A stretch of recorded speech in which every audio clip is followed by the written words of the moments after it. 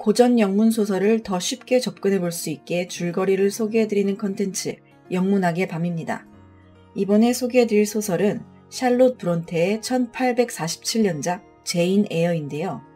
최초의 여성 성장 소설로 당시 여성에 대한 사회적 편견을 의식하여 초판을 출간할 때 여성 작가라는 것을 밝히지 않았던 작품입니다.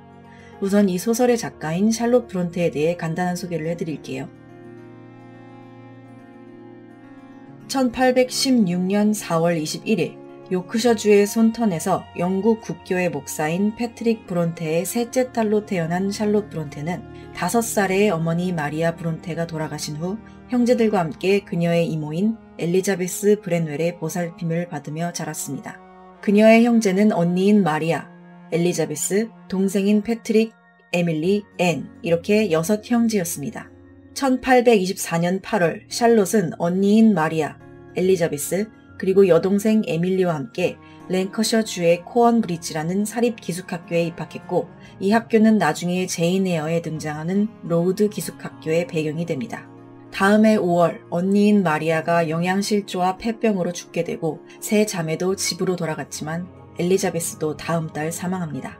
두 언니를 잃은 샬롯과 에밀리 자매는 이모의 보살핌을 받으며 5년간 독학으로 학문을 익혔고 다양한 독서와 글쓰기를 하게 됩니다. 1831년 1월 샬롯은 미스 울러가 교장으로 있는 로헤드 사립학교에 입학하였다가 다음 해 떠났지만 1835년 7월 교사로 다시 돌아갑니다. 그러나 3년 후 로헤드 학교가 듀스버리로 이전하며 샬롯은 그해 12월까지만 남아있다 1840년 에밀리와 함께 호어스에 머물며 소설 창작을 시작합니다. 한편 화가 지망생이었던 남동생 패트릭 브랜웰은 음주와 마약 등 방탕한 생활로 몸을 망치게 됩니다. 1841년 3월부터 12월까지 샬롯은 화이트가에서 가정교사로 일하며 에밀리와 함께 사립학교를 열 계획을 세우게 됩니다. 다음해 2월 학교 설립을 위한 학력을 위해 샬롯과 에밀리는 벨기에의 브뤼셀에 가서 에제 기숙학교에 들어갑니다. 그곳에서 교장인 에제에게 매력을 느끼지만 그는 샬롯의 마음을 받아주지 않았습니다. 1846년 세 자매는 커러, 앨리스, 액턴 벨의 시집을 출간하게 됩니다. 각각 샬롯, 에밀리, 앤의 필명이었습니다. 하지만 이 시집은 전혀 주목을 받지 못했고 그해 8월부터 샬롯은 백내장 수술을 받기 위해 맨체스터로 간 아버지를 보살피면서 오늘 소개해드릴 소설 제인 에어를 쓰기 시작합니다. 1847년 10월 제인 에어가 출간되며 즉각적인 호평을 받습니다. 또한 같은 해 12월 또 하나의 명작 소설이 출간되는데요. 제가 샬롯과 같이 계속 언급했던 에밀리 브론테의 폭풍의 언덕입니다. 그러나 에밀리는 1848년 패트릭 브랜웰이 사망하고 얼마 후 세상을 떠나게 되고 다음해 앤마저 사망합니다. 샬롯의 또 다른 작품으로는 셜리, 빌레트가 있습니다. 1845년 샬롯의 아버지의 부목사로 취임해온 벨 니콜스는 1852년 처음 샬롯에게 청혼했고 그녀의 아버지의 강력한 반대에도 둘은 1854년 6월 27일에 결혼하여 호어스에 정착합니다. 그러나 1855년 3월 31일 그녀는 임신한 상태에서 여러 병이 겹쳐 생을 마감하게 되고 그 후 1856년 처녀작이었던 교수가 사후 출간됩니다. 제인 에어.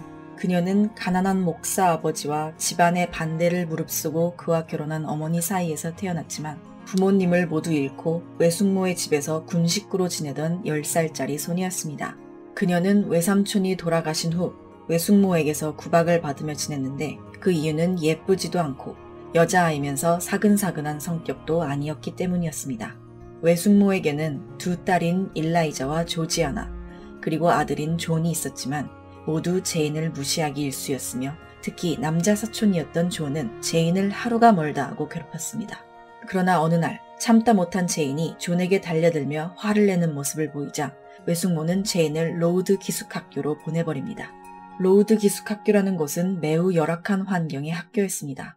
제공되는 식사는 형편없었고 한겨울에는 물이 얼어 세수를 못할 때도 있었습니다. 그곳에서 제인은 헬렌이라는 이름의 여학생을 만납니다. 그녀는 제인과는 정반대의 성격을 가지고 있었고 제인은 그녀와 좋은 친구가 될 것 같았습니다. 하지만 얼마 지나지 않아 로드 학교에 전염병이 돌았고 이 시기에 헬렌은 폐병으로 인하여 사망하고 맙니다.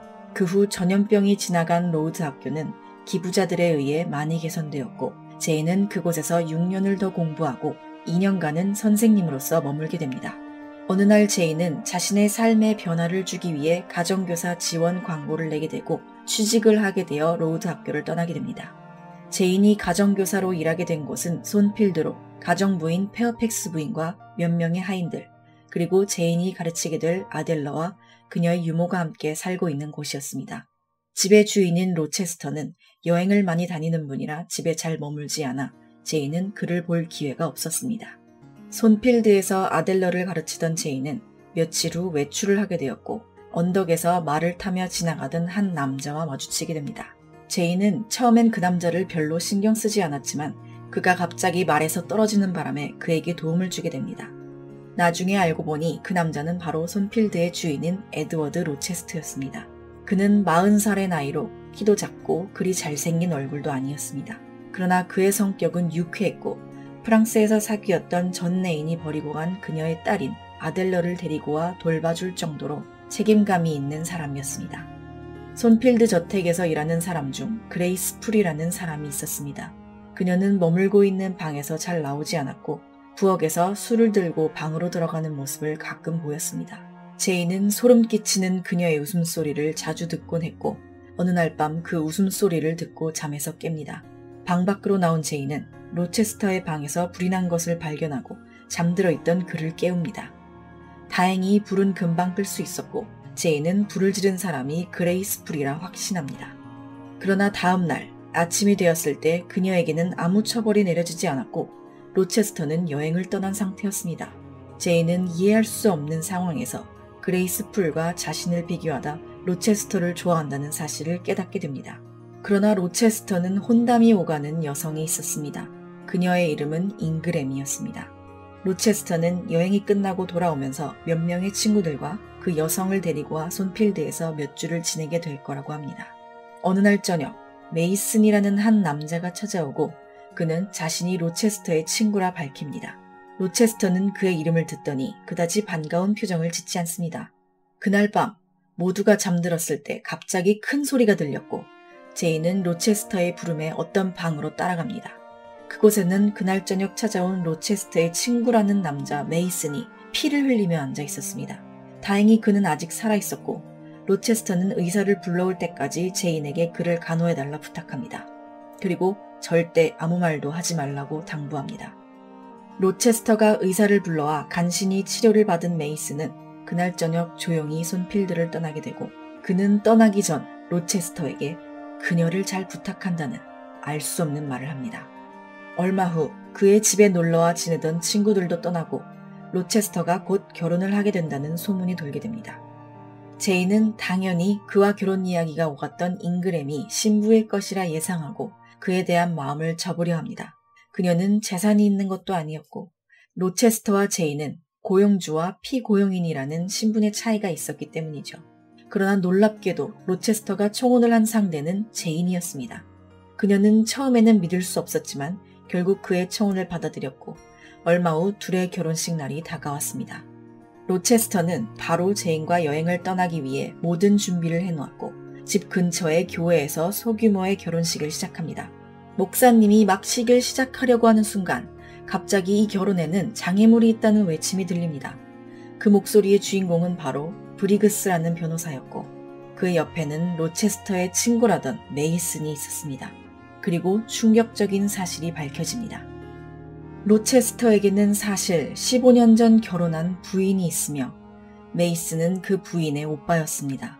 로체스터는 이 모든 것이 사실이라고 말하며 사람들을 이끌고 그의 집으로 돌아갑니다. 그리고 깊숙한 곳에 숨겨져 있는 그의 부인의 모습을 보여줍니다. 그녀는 짐승처럼 네 발로 기고 머리칼은 흐트러진 모습이었으며 로체스터를 발견하자마자 죽일 듯이 달려듭니다. 로체스터는 간신히 그녀를 저지하여 의자에 묶어두고 자신은 가족력으로 정신질환이 있는 여자에게 속아 결혼을 하게 되었고 차마 그녀를 내버려둘 수는 없어 그레이스 풀에게 간호를 맡겨 몇 년 동안 숨기며 지내왔던 것이라고 말합니다. 제인의 결혼식은 엉망이 되어버렸습니다. 로체스터는 큰 충격을 받은 그녀를 설득했지만 제인은 결국 그날 새벽 모두가 잠든 사이 아무도 모르게 손필드를 빠져나와 도주합니다. 가진 돈도 짐도 없이 며칠 동안 정처 없이 떠돌아다니던 제인은 너무 지치고 배가 고파 집집마다 돌아다니며 구걸을 했고 비가 무섭게 내리는 어느 날 밤 한 따뜻해 보이는 집 문을 두드립니다. 간신히 그 집에 들어가 그 집의 세 남매의 도움으로 몸을 회복한 제인은 얼마간 무어가에서 신세를 지기로 합니다. 세 남매 중 첫째인 세인트 존은 목사님으로 키도 크고 매우 잘생긴 사람이었습니다. 그 밑에 두 자매 다이애나와 메리는 아름답기만 할 뿐 아니라 공부를 좋아해 제인은 그 둘과 대화를 나누는 것이 굉장히 즐거웠습니다. 제인은 세인트 존 목사에게 무슨 일이든 좋으니 일을 할 수 있게 해달라 부탁을 했고 그는 제인에게 작은 촌마을에 여자아이들을 가르치는 일을 맡기게 됩니다. 사실 얼마 전 제인의 외숙모는 돌아가시며 그녀에게 고백한 것이 있었습니다. 제인이 손필드의 가정교사로 있을 무렵 그녀의 삼촌의 존재를 알게 되었고 그가 제인을 양녀로 삼아 재산을 그녀에게 물려주고 싶다는 뜻을 전했으나 외숙모가 제인이 죽었다는 거짓말을 했다는 것이었습니다. 제인은 즉시 삼촌에게 살아있다는 것을 알리는 편지를 보냈으나 그 후 바로 손필드에서 도망을 가는 바람에 연락이 끊기게 되었습니다. 그러나 제인이 무어가의 세 남매를 만나게 된 것은 운명이었을까요? 그들의 외삼촌이 얼마 전 돌아가셨고 그는 바로 연락이 끊겼던 제인의 삼촌이었습니다. 즉 무어가의 3남매와 제인은 사촌지간이었던 것이었습니다. 제인은 거액의 유산을 물려받는 것보다 그녀에게 친척이 있었다는 사실이 너무나도 기뻤고 세 남매와 합의하에 유산을 정확히 4등분하여 상속받게 됩니다. 그렇게 네 사람은 평화롭게 지내고 있었고 제인은 세 남매와 가족이 되기 위해 노력을 합니다. 두 자매는 제인과 일찌감치 친해져 잘 지내고 있었지만 세인트 존 목사는 왠지 제인에게 다른 자매들처럼 대해주지 않았습니다. 그는 인도에 가서 선교를 할 계획을 가지고 있었고 힌두스탄어 공부를 하고 있었습니다. 어느 날 그는 제인에게 힌두스탄어 공부를 해보지 않겠냐며 그녀에게 가르쳐주기 시작했고 제인은 그녀도 모르게 그가 시키는 대로 행동하고 있는 자신을 발견하기 시작했습니다. 그리고 세인트 존은 제인에게 자신과 결혼하여 같이 인도에 가서 선교 활동을 하지 않겠냐 제안합니다. 그동안의 그의 모든 행동들은 제인과 같이 인도로 떠나기 위한 준비였던 것이었습니다. 당연히 이 제안에 사랑은 없었고 제인은 몇 번이고 거절합니다. 그러나 세인트 존은 지속적으로 청혼을 했고 제인이 마지못해 수락하려고 하는 그 순간 갑자기 그녀를 부르는 환청 같은 목소리가 들렸습니다. 그 목소리의 주인은 바로 로체스터였습니다. 사실 제인은 손필드를 떠난 후에도 로체스터를 잊지 못했고 그의 소식을 궁금해했지만 누구에게도 들을 수 없었습니다. 결국 그녀는 다음날 그를 찾아 다시 손필드로 향합니다. 36시간을 마차를 타고 달려 거의 도착할 즈음 영원에서 한 직원에게 제인이 떠난 후에 손필드에 일어난 사건에 대해 듣게 됩니다. 로체스터는 제인이 떠난 그날 후부터 미친 듯이 그녀를 찾아다녔습니다.